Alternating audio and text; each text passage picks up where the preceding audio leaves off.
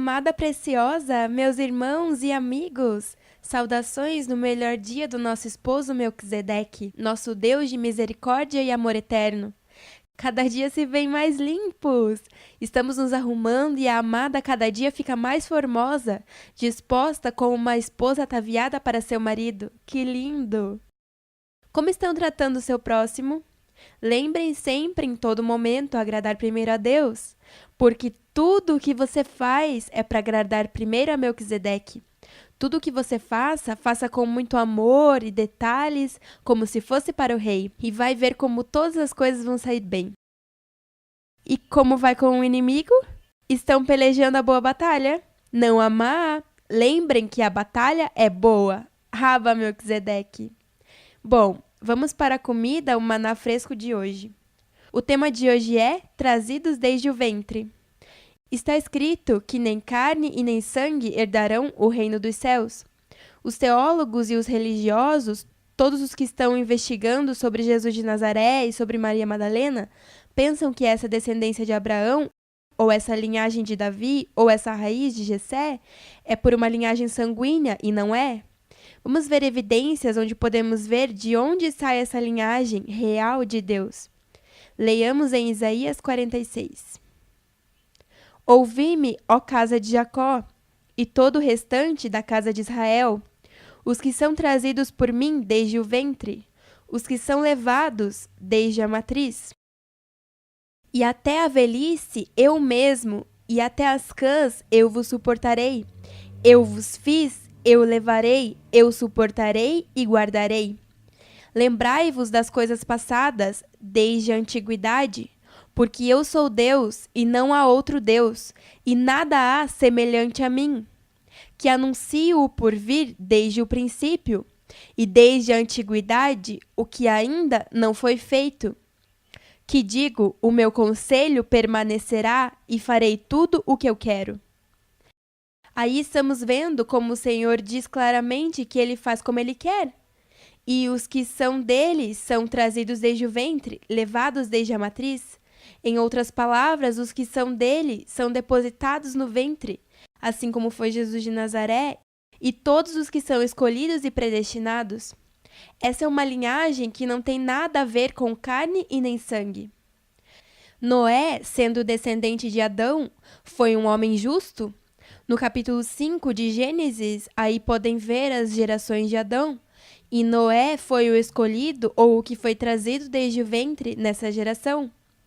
Bom, diz em Gênesis 7:1 que Noé e toda a sua casa entrou na arca, porque ele era o único justo diante de Deus. É que Deus faz como ele quer, amada, e de um vaso de desonra, ele pode tirar um vaso de honra. Ah, e isso também inclui animais. Lembrem-se que Papi nos disse que haviam animais na transformação?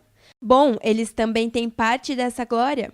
Em homens e em animais existem os que têm espírito de vida e os que têm alento de espírito de vida em seus narizes. Vamos ver essas duas classes em Gênesis 7. Entraram, pois, com Noé na arca, de 2 em 2, de toda a carne em que havia espírito de vida. E em Gênesis 7:22. Tudo que tinha alento de espírito de vida em seus narizes, tudo que havia na terra, morreu. Viram como disse que tudo que tinha alento de espírito de vida em seus narizes morreu? Mas no verso anterior diz que toda a carne em que havia espírito de vida entrou na arca. E como foi criado Adão? Vamos ver em Gênesis 2. Então Melquisedeque Deus formou o homem do pó da terra e soprou em suas narinas o alento de vida, e foi o homem um ser vivente. Agora os que são feitos à sua imagem e semelhança não foram feitos do pó. Eles são especiais, linhagem de Melquisedeque, que vem com o espírito de vida, assim como é Melquisedeque, que não tem genealogia. Vamos ver em Hebreus 7, se lembram em Hebreus? Sem pai, sem mãe, sem genealogia, que não tem princípio de dias, nem fim de vida. Se não feito semelhante ao Filho de Deus, permanece sacerdote para sempre. Se fôssemos nós por linhagem de carne e sangue, e não feitos semelhantes ao Filho de Deus, que foi depositado em um ventre, então muitos de nós estaríamos fora. Veja nosso irmão Álvaro como exemplo. Nenhum de seus pais são vasos de honra. Teria que pelo menos um dos pais ser vaso de honra para poder dizer que Álvaro é escolhido por essa linhagem, se de verdade fosse por carne e sangue. E o que você me diz do véu José Luiz de Jesus Miranda? Onde está sua linhagem? Nenhum está aqui. Conosco? Nenhum. Por isso é que diz em Romanos, vamos ler em Romanos 9. De modo que de quem quer tem misericórdia, e ao que quer endurecer, endurece. Mas me dirás então, por que se queixa ele ainda? Porquanto quem tem resistido à sua vontade? Mas antes, ó homem, quem és tu para que alterques com Deus? Dirá o vaso de barro ao que o formou, por que me fizestes assim? Ou não tem o oleiro poder sobre o barro, para que da mesma massa faça um vaso para a honra e outro para a desonra? E como antes disse Isaías, se o Senhor dos exércitos não nos deixasse descendência, como Sodoma seríamos e a Gomorra seríamos semelhantes.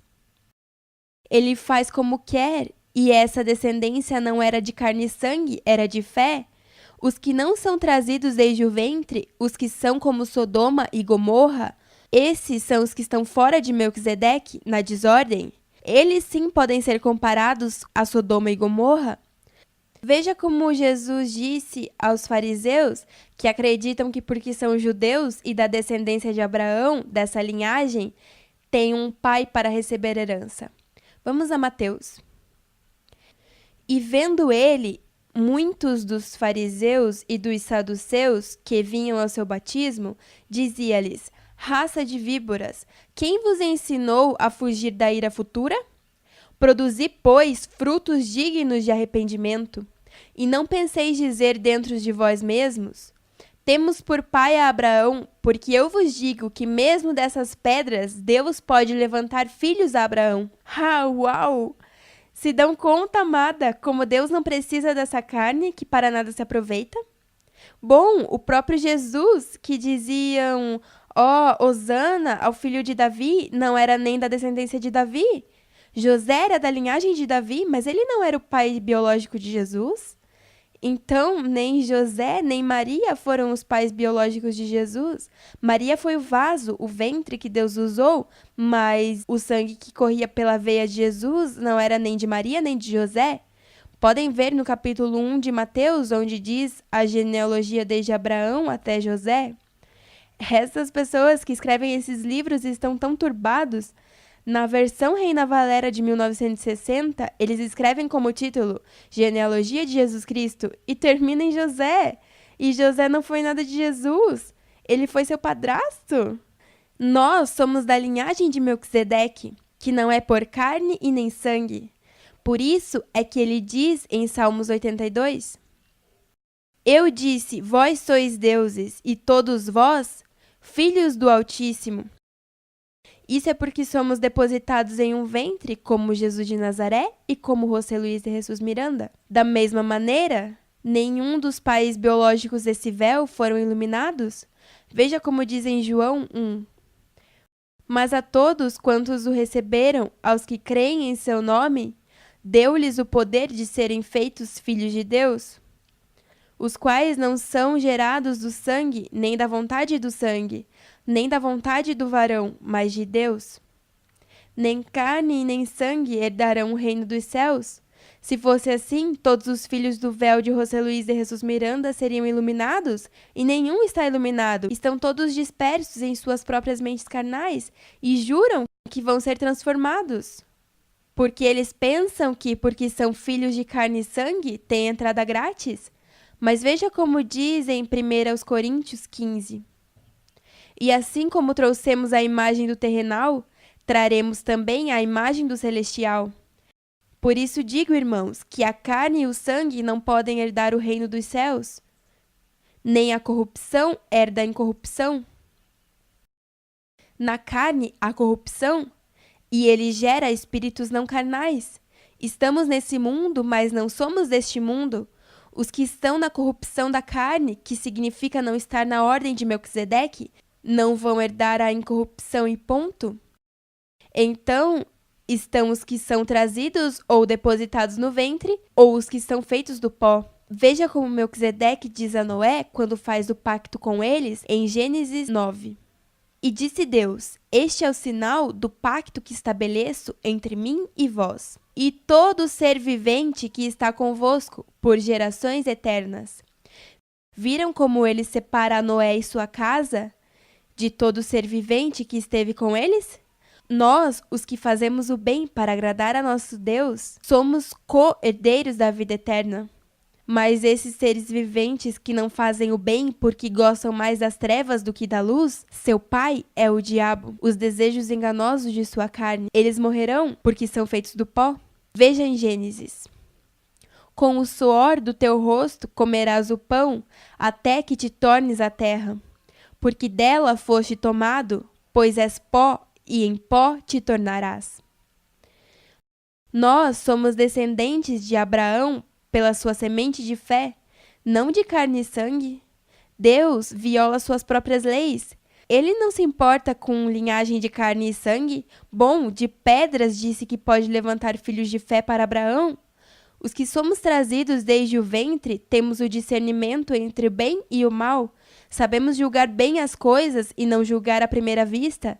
Sabemos olhar todos os ângulos primeiro antes de julgar e de tomar uma decisão ou praticar uma ação. Como José do Egito, com essa fé limpa, ele julgou e entendeu que tudo que aconteceu com ele foi Deus que permitiu para guiá-lo e prová-lo, como preparação para governar o Egito, um povo que nem era dele.